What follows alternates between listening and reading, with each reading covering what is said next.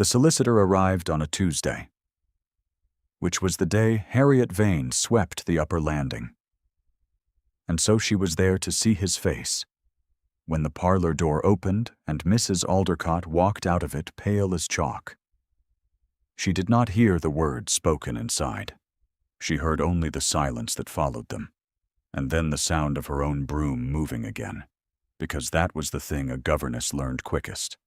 Her hands must always be occupied when the family's business was not her own.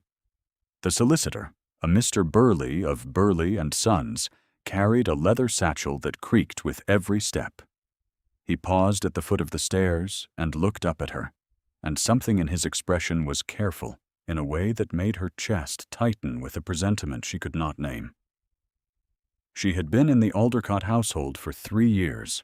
She knew the sound of every door in it, the particular wheeze of the window in the schoolroom when the wind came from the north, the way the eldest boy, Philip, would go very still before he wept, so that the tears surprised even him. She knew that Mrs. Aldercott kept her late husband's cravat pins in a blue china box on her dressing table and never touched them. She knew that the house, Thornfield Court in the county of Somerset, had been in the Aldercott family for 4 generations, and that there was some difficulty now with the estate, some arrangement she was not privy to, some creditor whose name was spoken in careful whispers when the housekeeper thought no one was listening. What Harriet Vane did not know, on that Tuesday morning in the autumn of 1814, was that her own name was written in a will, and that the will had been burned. She did not know it had been burned twice. She learned later that the first copy had gone into the fire the night of Sir Edmund Aldercott's death, 19 months past, committed to the flames by Mrs. Aldercott's brother, a Mr. Cornelius Fitch, who had ridden 40 miles in the rain to arrive before the ink was cold.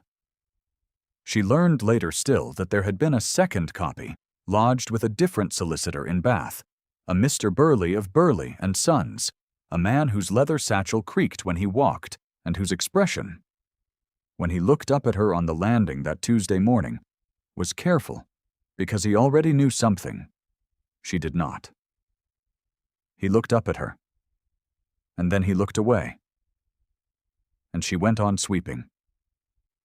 If you have ever lived inside another family's house, you know the particular quality of the watching that is required of you.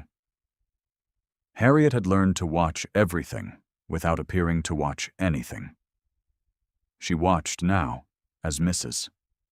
Aldercott disappeared into the morning room and did not emerge for nearly an hour, and she watched as Mr. Cornelius Fitch arrived not 30 minutes after the solicitor had departed, and she watched as the morning room door was shut very firmly against the household. She was 24 years old. Her father, a clergyman of modest means, had died 18 months before Sir Edmund, and the small inheritance she had expected, enough to live on quietly for perhaps 3 years, had instead gone to settle a debt she had not known he carried.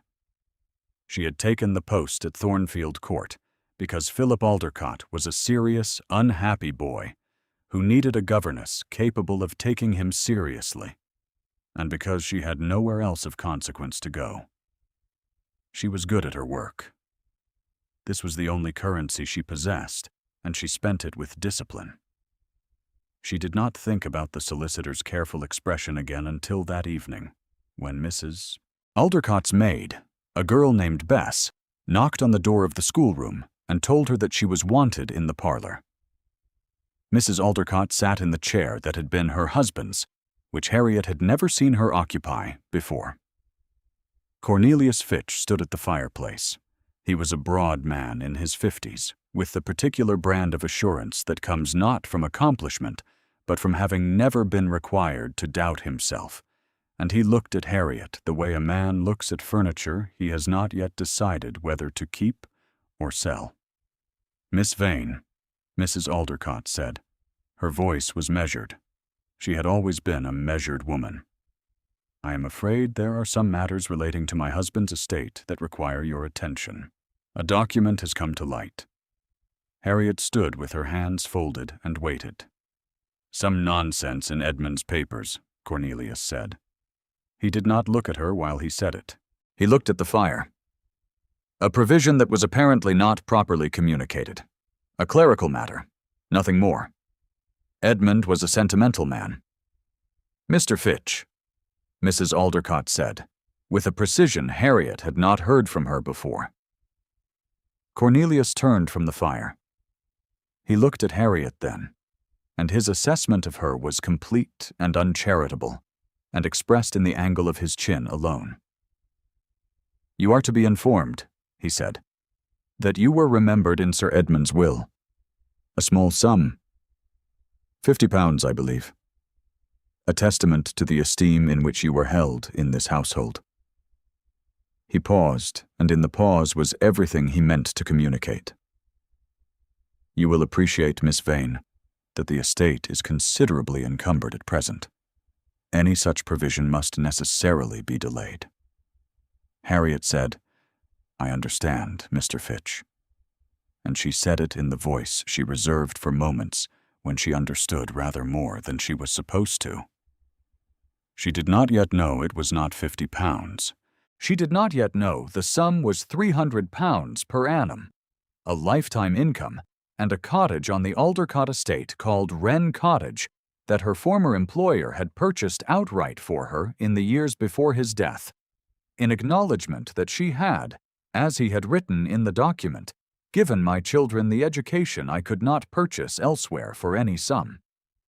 She did not know any of this, and so she said she understood, and returned to the schoolroom, and sat in the chair by the window with Philip's French grammar in her lap while the night came down over the gardens, and she thought about what it meant that a solicitor had ridden all the way from Bath to look at her with such care. Philip found her there an hour later. He was 11 years old, thin and watchful, and more perceptive than was quite comfortable in a child, and he stood in the doorway with a candle and said, "They are fighting downstairs. My mother and Uncle Cornelius." "Fighting is not a word for drawing rooms," Harriet said. "Arguing," Philip said, with the deliberate patience of a boy who had learned that precision pleased her. "About something to do with you." She looked at him. His face was the same careful still that preceded the tears, but there were no tears yet. "Come and practice your declensions," she said. He sat down across from her and opened his own book. They worked for 20 minutes in companionable quiet, and he did not cry, and she did not ask him anything further about what he had heard, and the house settled into its ordinary evening sounds around them. This was the whole of her life at Thornfield Court.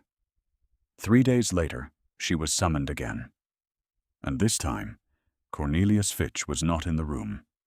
Miss Aldercott sat differently in the chair now.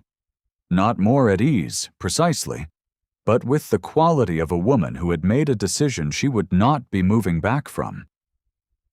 She held a letter in her hands that Harriet recognized by its seal as having come from Burley and Sons in Bath. "Sit down, Miss Vane," she said. Harriet sat. "I must ask you something directly," Mrs. Aldercott said, "and I must trust you to answer me in the same spirit." She set the letter in her lap. "Did my husband ever speak to you of his arrangements? Of what he intended for you?" Harriet said he had not. She said this truly. Mrs. Aldercott was quiet for a moment. "He was a private man. He kept counsel with himself on matters he thought would cause difficulty." A pause. "I was aware that he intended to make some provision for you. I was not aware of the extent of it." The room was very still. "There is a document," Mrs. Aldercott said, "in Mr. Burley's possession. That predates the one my brother understood to be final. Mr. Burley is of the opinion that this earlier document is the operative one. He has been rather insistent on this point." A muscle in her jaw moved. "My brother acted precipitously on the night of Edmund's death, in the belief that he was protecting the interests of my children. He destroyed a document he did not have authority to destroy. Mr. Burley has informed him that the law takes a dim view of this. She looked at Harriet directly then. I want you to understand, Miss Vane, that I did not know what Cornelius had done until this week. Harriet believed her. This was perhaps the only thing, in all that followed, that she never once doubted. The difficulty, Mrs. Aldecott continued, is that my brother has a great deal invested in the view that the provision does not stand. He has made certain representations to a Mr. Aldecott, a cousin of my husband's in Derbyshire, who has reason to believe that the estate, as currently held, will eventually come to him. If the provision is upheld, the cottage and the income are removed from the estate, and his expectations are accordingly reduced. She folded her hands over the letter. He will contest it. I have been informed this morning that he intends to petition the court on the grounds that Mr. Burley's copy was itself irregular. Is it? Harriet asked. Mr. Burley does not believe so, Mrs. Aldecott said. He has been in correspondence with the Earl of Ashton. Harriet did not know the Earl of Ashton. She learned his name on a Thursday in November, when he arrived at Thornfield Court in a carriage that bore his crest on the door, a crest that Philip pressed his nose against the nursery window to examine with the analytical attention he gave all things. He was called Nicholas Crail, the Earl of Ashton, and he had been Sir Edmund's closest friend at Oxford 25 years earlier, and Sir Edmund had written to him 4 months before his death in the specific exhausted hand of a man settling his affairs, and asked him to see that the provision for his governess was honored, if it came to the point of needing to be honored. It had come to the point. He was 35 years old. He arrived in a dark blue coat with his cravat precisely tied and his boots carrying the mud of the Somerset roads, and he stood in the entrance hall of Thornfield Court, with his hat in his hands, while Mrs. Aldecott greeted him, and he did not look at Harriet, who was crossing the hall with Philip's afternoon lesson in her arms, except for one moment, a fraction of a second, when he did. She did not know, in that fraction of a second, what to make of his expression. She catalogued it the way she catalogued everything in a house that was not hers, which was to say quickly, privately, filed away for later consideration. He was not a comfortable-looking man. His face had the contained quality of someone who had trained himself, over a long time, not to show what he thought, until he had finished thinking it. His eyes were the color of pewter in morning light, and they moved over her exactly once before returning to Mrs. Aldecott. She went on with her lesson. Philip did not attend to it. "Who is the Earl?" he asked. "A friend of your father's," Harriet said. "Is he here about the will?" She looked at him. He was looking out the window at the carriage. "Attend to your work," she said, not unkindly. She did not speak to the Earl of Ashton that day, or the next.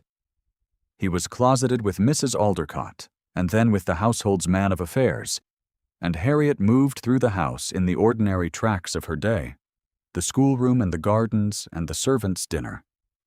And she noticed him the way she noticed all presences in a house, which was with the full peripheral attention of someone who had learned that the margins of other people's lives were the only space available to her.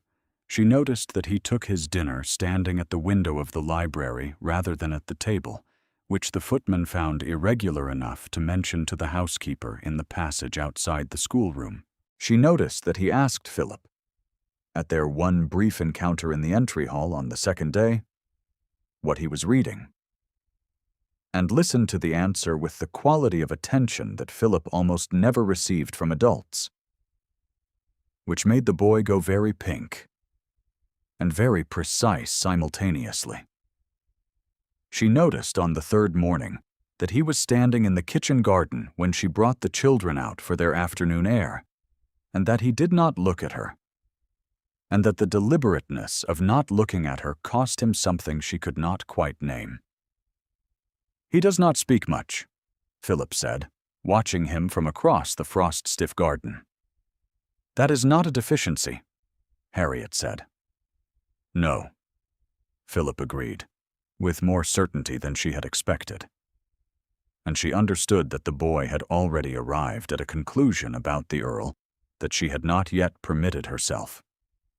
It was Cornelius Fitch who named her first, formally, in company.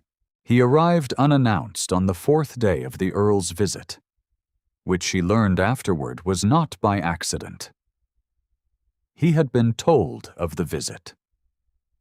He had come to see what the presence of a peer of the realm might mean for his position, and he had determined that what it meant was that Harriet Vane's standing must be diminished publicly and immediately, before the Earl's opinion of her could settle into anything that might prove inconvenient. He found her in the library, where she had gone to return a volume of natural philosophy she had borrowed for Philip's lessons. The Earl was also in the library. She had not known this until she was already inside the room, and by then Cornelius Fitch was already in the doorway behind her, and the geometry of the situation had been arranged against her before she had even understood it. "Miss Vane," Cornelius said from the doorway, with a particular warmth that she recognized as the warmth a man reserves for the moment he intends to be witnessed performing generosity. "I hoped I might find you." "I wished to say, where his lordship could hear, how deeply the family values your service. A devoted creature, Miss Vane. Quite without prospects of her own, of course, which is perhaps why Edmund was moved to remember her. One pities the position of a woman entirely dependent on the goodwill of others." The Earl had not moved from his position beside the window. He had a letter in his hand, which he folded with great deliberateness and set on the table. Harriet said, "You are very kind, Mr. Fitch." She said it with the particular form of courtesy that is itself a refusal, and she set the volume of natural philosophy on the correct shelf, and she crossed the room toward the door. "Miss Vane," the Earl said. She stopped. He picked up the book she had just shelved and held it out to her. "I believe you have placed this incorrectly. The natural sciences run east from the window. The history is west." She took the book from him. Their gloves did not touch. She looked at him for the space of 2 breaths, and he was looking at her with the pewter eyes that gave nothing away, and she understood that he had offered her a reason to stay in the room rather than flee it, a small and deniable thing, and she did not know what to do with that understanding except to feel it settle somewhere beneath her breastbone like a coal taking hold. "Thank you, my lord," she said. She found the correct shelf. She went and stood by the window and looked out at the kitchen garden while Cornelius Fitch made his visit, and she did not speak again, and neither did the Earl, and Cornelius, who had come to perform a diminishment, performed it instead into a silence that declined to receive it. She was not yet aware of being watched. Pay close attention, because this is the moment the story turns on, and it turns quietly. The witnessing happened in the old schoolroom 3 days before Christmas, when the frost on the windows made lace of the morning light. Philip had woken in the night with a cough that Harriet did not like the sound of. Not dangerous, not alarming, but the kind of deep bronchial complaint that needed warmth and patience and steam. And she had spent the better part of the night in the chair beside his bed, and the better part of the morning keeping him comfortable while he resisted, with increasing agitation, the quiet that recovery required. He was a boy who found stillness intolerable when his mind was active, and it was always active. She read to him from a natural history for 2 hours. She explained the migration patterns of birds in a manner that required him to debate her, because that was how he learned anything.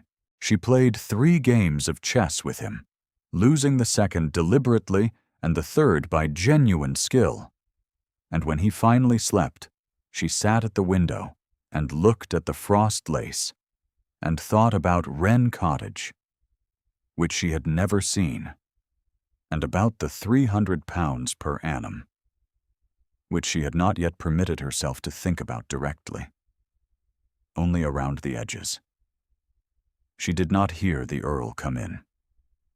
She only knew he was there when she heard him cross to Philip's bed and look at the boy sleeping, and then cross to the window where she sat. "How long?" he said quietly. "Since last night," she said. "He is not unwell. He is only overtired and has caught a chill." The Earl stood beside her. He was close enough that she was aware of the warmth of him in the cold room, which was not a thought she permitted herself to finish. He looked at Philip for a long moment. "He told me you taught him to identify 7 types of clouds," he said. 10, she said. "He identified 3 of them himself. He is a scientist by disposition. He requires the principles of things, not only the facts." A pause. "Edmund said that of you," he said. "In his letter." She turned her head and looked at him. He was still watching Philip, and his profile in the winter morning light had some quality to it. She could not catalogue efficiently. Some strain she had not seen before. Some expression that was almost grief, and was held back from grief by the same discipline that kept everything else in check. "What did he write?" she asked, and was surprised by her own directness, which was the kind of thing she did not usually permit herself with men of his rank. He was quiet for a moment. He said that he had hired a governess to teach his children, and she had taught them how to think. A pause. He said he did not know how to make the provision safe for her. He was afraid of what Cornelius would do. "He was right to be afraid," she said. He turned and looked at her then, directly, in the full way, and she felt the force of it, the way one feels a door opening onto a cold morning, the sudden awareness of all the temperature differential that has been built up on either side. She held his gaze. She did not look away. "I am going to sort this," he said. Not a promise in the sentimental register, a statement of practical intention, the way a man speaks when the thing he is describing has already been decided.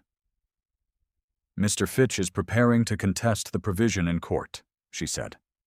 "I know. He will argue that Mr. Burley's copy is irregular. He has found a solicitor in Bristol who is prepared to support that argument." "I know that too," he said. His jaw had the quality of carved stone when he was not speaking, the discipline of a face that had learned to cost things privately.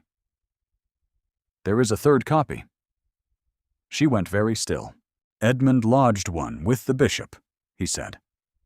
"He mentioned it in his letter, in a way that suggested he thought it might one day be needed. I have written to the bishop's office. They have confirmed its existence." The frost on the window was bright.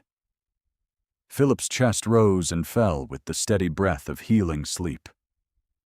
She looked at the Earl and understood that he had been working on this for weeks, since before she had known anything was being worked on. "He kept it from his own wife," she said. "He kept it from everyone," the Earl said. "He was protecting you from the knowledge that you needed protecting." She turned her face back to the window.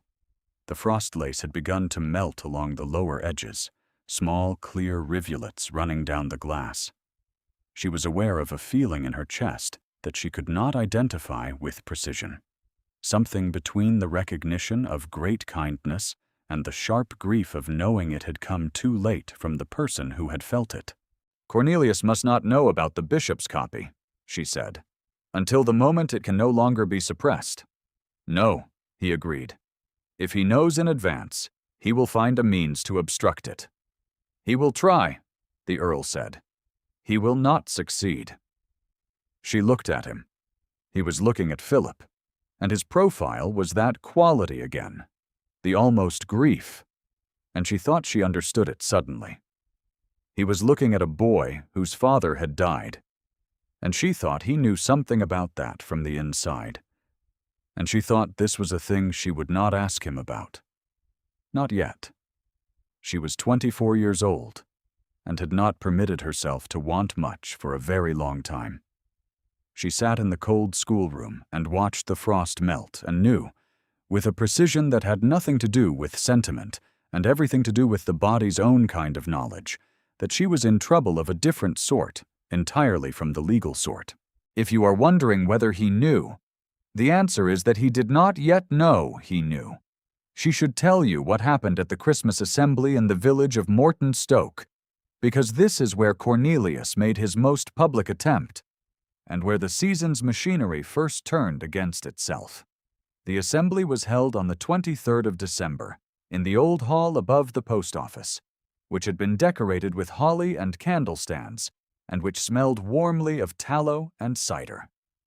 Mrs. Aldecott attended, and her children, and the Earl, who had declined to leave before the matter was resolved. Harriet attended because Philip would not go without her, and because Mrs. Aldecott had given her permission, in a manner that suggested she understood the question, was more than a matter of permission. She wore her gray silk, which was her best, and showed it, having been altered twice, and cleaned carefully, and retrimmed at the collar with a piece of new ribbon that was the only expenditure she had permitted herself since autumn. She was aware of how she looked when she entered the hall, which was to say that she was aware of how she did not look, beside Mrs. Aldecott in her black second mourning, and the other county ladies in their winter muslins and their inherited pearls. The room had a verdict about her before she had crossed the threshold, the kind of settled social judgment that a governess in her employer's company at a public assembly invited simply by existing. She caught a phrase from Mrs. Hargreave of Morton Hall, who was speaking behind a fan to her daughter. Poor creature, dragged along because the children would not come otherwise. Edmund always indulged his servants rather beyond what was wise. Philip heard it too. He looked at his mother, who had also heard, whose expression went carefully blank in the way of a woman whose expression had long practice at going blank. Cornelius arrived an hour into the evening. He had not told anyone he intended to come. He arrived with a solicitor named Beckwith, a man from Bristol whose purpose Harriet understood the moment she saw his satchel, and he crossed the room with the momentum of a man who has prepared himself for a confrontation and finds preparation clarifying. He spoke to the Earl for 10 minutes at the edge of the floor, in a voice low enough that she could not hear the words from where she stood, only the rhythm of them, the insistence, and then the edge beneath the insistence. She watched the Earl's face. Nothing changed in it. He listened with the complete attention of a man who is not troubled by what he is hearing, because he already knows what he intends to do about it. Cornelius turned from the Earl and spoke to the room, which is to say that he chose a moment when the music had paused, and 3 or 4 of the local families were in a quiet cluster near the door. And he raised his voice to a carrying pitch that was not quite loud enough to be uncivil, and was precisely loud enough to be heard. "It is a delicate matter," he said, "to no one in particular, and therefore to everyone, when a man's generosity is taken advantage of by those in a position of dependence. I speak, of course, of the unfortunate situation with my late brother-in-law's estate. A document has been produced, by persons whose interests it serves to produce it, which would have us believe that a governess," and here his gaze found Harriet across the room, with the precision of a man who had rehearsed the angle of it, "a governess with no family, no connection, no standing in this county, was to receive an income and property befitting a gentlewoman of independent means. Edmund was a sentimental man. She is very accomplished at appearing useful. One can only hope the courts will apply a more dispassionate judgment." The room was very quiet. Harriet stood with her hands at her sides and looked back at him with the only thing she had available to her, which was the fact of her own steadiness, and she did not move, and she did not speak. And the steadiness was not easy, and was perhaps the most costly thing she had ever done. Philip had gone very still beside her. The Earl had not moved from his position near the window. He was watching Cornelius, and there was something in his stillness now that was different from the controlled containment of the past weeks, something that had weight to it, the specific gravity of a decision completed. He crossed the room. 3 steps. 4. The distance was not far, and he did not hurry it, but neither did he slow it. And the room watched him without appearing to watch him, which was the specific talent of assembly rooms. He stopped beside Harriet. He did not look at Cornelius. He looked at her. "Harriet," he said. It was the first time he had used her given name. It landed in the silence like a stone in still water. "Your Grace," she said, and immediately corrected herself. "My lord, forgive me." "Do not," he said. He said it quietly. The room, which was very quiet, heard it. He turned then to face Cornelius, and the room turned with him. "I have this morning received confirmation from the Bishop of Bath and Wells," he said in the level, carrying voice of a man who has never needed to raise it to be heard, "that a 3rd copy of Sir Edmund Aldercott's final testament exists in the episcopal records, duly witnessed and dated 4 months before his death, naming Miss Vane in precisely the terms that Mr. Burleigh has described. The document is beyond legal contest. The provision stands." Cornelius opened his mouth. He closed it. The solicitor Beckwith touched his arm and said something in his ear, very quietly, and Cornelius's face underwent the particular recalculation of a man whose script has stopped working. "Furthermore," the Earl said, "I have engaged my own solicitor to represent Miss Vane's interests in any proceedings Mr. Fitch might feel inclined to pursue. I would advise against them." He paused. "I trust that is clear." "Perfectly clear," Cornelius said, and the words had no edges left in them at all.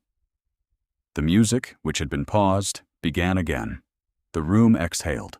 Mrs. Hargreave of Morton Hall, whose opinion was the county's weather vane in such matters, turned to her daughter and said something that Harriet could not hear, and the daughter looked across at her with an expression of revised assessment that was more legible than its owner intended. Harriet had not moved. The Earl turned back to her, and he was still wearing the controlled expression, the one that cost things internally. And she looked at him and said very quietly, "You might have told me about the bishop's copy." "I was not certain it would prove sufficient," he said. "I did not want to give you a hope I could not guarantee." She looked at him for a long time. "That was high-handed of you, my lord." "Yes," he said. "I am not a woman who requires protection from uncertainty." "I know that now," he said. And then, after a pause, the quality of which she felt along the back of her neck, "I should like the opportunity to know it more fully," he said. She did not answer him. She was not ready to answer him. She was still finding her bearings in the new geography of the room, the changed temperature of everyone's attention, the strange lightness of standing in a public place without the weight of the Aldercott household's charity pressing down on her shoulders. She was aware of Philip beside her, who was watching the Earl with an expression of complex satisfaction, and of Mrs. Aldercott across the room, who had turned to speak to someone, and whose spine had a quality she had not had before, the quality of a woman relieved of a burden she had been carrying poorly. She said, "Philip needs something to eat." And the Earl said, "Yes." And they crossed the room together, and Philip walked between them. And if the assembly room of Morton Stoke observed this arrangement with considerable interest, Harriet chose not to observe them observing it. Wren Cottage was in the eastern corner of the Aldercott estate, set back from the lane by a garden that had been planted, she was told, by Sir Edmund himself, in the years when he had known what he intended. The key had been in Mr. Burleigh's keeping, and he surrendered it to her in his bath office with a formality that she suspected concealed considerable feeling, because he had spent the better part of a year guarding this document against a man who could have made his professional life considerably difficult, and he had done it because a man he respected had asked him to. She walked to the cottage on a morning in late January when the frost was still on the ground, but the light had the thin, new quality that presaged spring. The garden was dormant, but not neglected. She could see that someone had tended it over the winter, pruned the roses back against the cold, kept the path clear. The Earl was at the gate. He had not told her he would be there. She had not told him she was coming. She had simply come, on a morning when she needed to know that it was real, that the key in her hand opened something that was hers, and she had found him standing at the gate of the garden with his hat in his hand, and the frost on the path between them. "You pruned the roses," she said. "The gardener pruned them," he said. "I instructed him to." She looked at him. He was standing very still in the January light, and the controlled expression was there, the one she had learned to read over 4 months of proximity, and she had learned that what it contained was not coldness, but the specific discipline of a man who had lost something he could not replace, and had spent 2 years being very careful with himself in consequence. She had learned, in those 4 months, that he had been married, briefly, at 28, to a woman who had died in childbed in the 2nd year of their marriage, and that the child had not survived either, and that he had closed his London house and buried himself in his estates and in his obligations and in the letters of dead friends, and that Sir Edmund's letter, arriving in his study in Derbyshire, had been the first time in 2 years that he had understood something to be required of him that was also something he wished to do.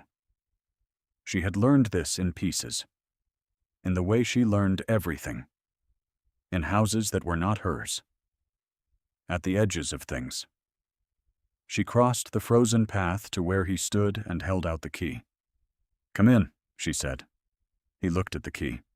He looked at her. The pewter eyes had something in them she had not seen there before, something that was almost the not quite grief, except that it was tipping over into something else, the way a coal tips when the heat finally reaches it. "Harriet," he said, and her name in his mouth was still the same stone dropped in still water. But this time the water was warmer.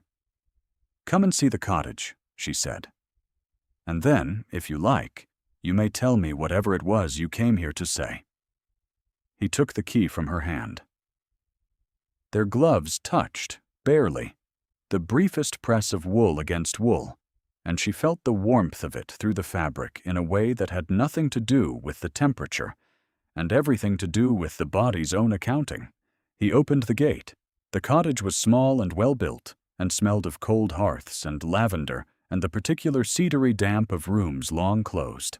The windows were low, and the ceilings were beamed, and the kitchen had a broad fireplace and a shelf of blue and white crockery that someone had washed and left in their places. There was a study at the back, just large enough for a desk and 2 chairs and a bookcase, and Harriet stood in the doorway of the study and understood, with the slow accumulating force of something she had been refusing to understand for 4 months, that Sir Edmund had built this room for her. The bookcase was empty. He had known she would fill it. The Earl stood behind her in the doorway of the study. She could feel the warmth of him at her back in the cold room. "I did not only come because Edmund asked me," he said. She did not turn around. "I know," she said. "I came because he described a woman I had never met, and I could not stop reading his description of her." A pause. And in the pause was the weight of 2 years of careful self-governance being very slowly set down. "I came because he said she taught his children how to think, and I thought that was the rarest thing he could have said of anyone." She turned then.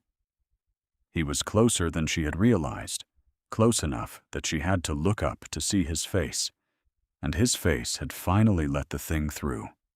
All of it. The grief and the warmth underneath the grief and the thing under that. The particular wanting that a very careful man has kept in its own small room for a very long time. "I am a governess," she said.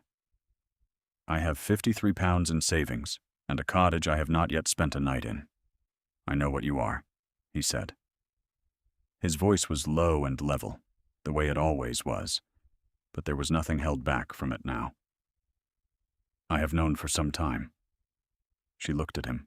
The winter light came through the low window of the empty study and lay across his coat and his careful hands, and she thought of Philip's face on the night of the assembly, the complex satisfaction of a boy who had drawn his own conclusions, and she thought of Mrs. Aldercott's spine, the relief of a woman set down from something heavy, and she thought of the frost on the roses outside, held back until the season changed. She reached up and placed her hand at the lapel of his coat, the lightest possible pressure, and felt him breathe. "Then you may tell me what you came to say," she said. He covered her hand with his, the wool of his glove over the wool of hers, and he said, "Harriet Vane, will you do me the honor of becoming my wife?" And the words were not a speech, and were not a declaration, and were the most direct thing she had ever been offered by any person in any room, and she held his gaze for the space of a full breath, feeling the coal of it catch and take. And she said yes. They stood in the doorway of the empty study for a long moment, his hand over hers, her hand over his heart, neither of them moving, both of them understanding that what had just occurred could not be unmade, and had no desire to be. Outside, a wren landed on the frost-killed rosebush and sat there, considering them. Philip would have been able to identify the species immediately and at considerable length. He would have offered 3 facts about it, one of them surprising. She was already looking forward to telling him. The cottage would need its hearths lit, its rooms aired, its bookcase filled. The garden would need tending when the ground released. There was a desk in the study that wanted a chair across from it, for the evenings when someone came to read in the company of someone else. She had been in houses that were not hers for 6 years. She had learned to move through them carefully, to take nothing, to leave no mark. She stood in the doorway of the small study, with her hand on the lapel of a man who had ridden from Derbyshire because a dead man had asked him to, and she understood that what Edmund Aldercott had given her was not only the cottage, not only the income, not only the document in the bishop's keeping. He had given her the time for the Earl to know her. She turned back to the window. The wren was still on the rose bush, very small and very certain of its branch. She had not expected to be chosen.